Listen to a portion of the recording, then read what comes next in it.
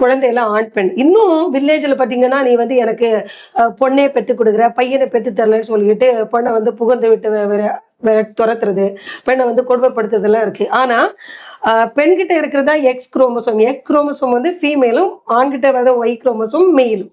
So Y வந்தா தான் mail ஆகும், எக்ஸ் வந்தா தான் ஆண்கிட்ட இருந்து இது வந்தா தான் பெண் குழந்தை.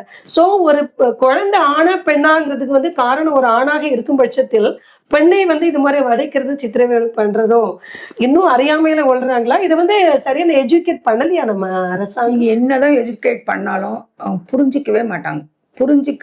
தெரிஞ்சாலும் வந்து என் பையனுக்கு எந்த ஒரு பிரச்சனையும் இல்லை, என் பையன் நல்லா ராஜா மாதிரி இருக்கான். எனக்கு தெரிஞ்ச ஒரு ஃபேமிலி ஆக்சுவலா அந்த பையன் நல்ல பையன், ரொபஸ்டா இருக்கான். ஒரு ஸ்பெர்ம் கூட கிடையாது, டோட்டல் ஏஜோஸ்பெர்மிக். அப்ப நாங்க டோனர் செமனுக்கு தானே போக வேண்டியதா இருக்கும். ஒண்ணு. ரெண்டாவது XY நீங்க சொன்னீங்க, பெண்ணுக்கு வந்து XX குரோமோசோம், அவருக்கு XY குரோமோசோம். உன் பையனாலதான் அவர் என்ன குரோமோசோம் கொடுக்குறாரோ அதுதான் வரும்னு எந்த பெண் வந்து போய் ஒரு மாமியார்கிட்ட சொல்ல முடியும்? பெண்ணுக்கே தெரியல. பெண்ணுக்கே தெரியாது. எந்த குரோமோசோம் எந்த குரோமோசோமோட சேருதுன்னு யாருக்குங்க தெரியும்? தெரியாது இல்லையா? இப்ப அதனாலதான் வந்து 4வது மாசம் ஆச்சுன்னு முதல்ல ஒரு பெண் குழந்தை இருந்தா 2வது கர்ப்பமான உடனே அந்த பொண்ணே டென்ஷன் ஆயிடும். அடுத்த குழந்தை பொன் குழந்தையா இருந்தா என்ன பண்றதுன்னு. 2 குழந்தை பெண் குழந்தை பிறந்துட்டா 3வது குழந்தைய பெண் குழந்தையா இருந்ததுன்னா அது வீட்டுக்குள்ளேயே சேர்க்க மாட்டாங்க.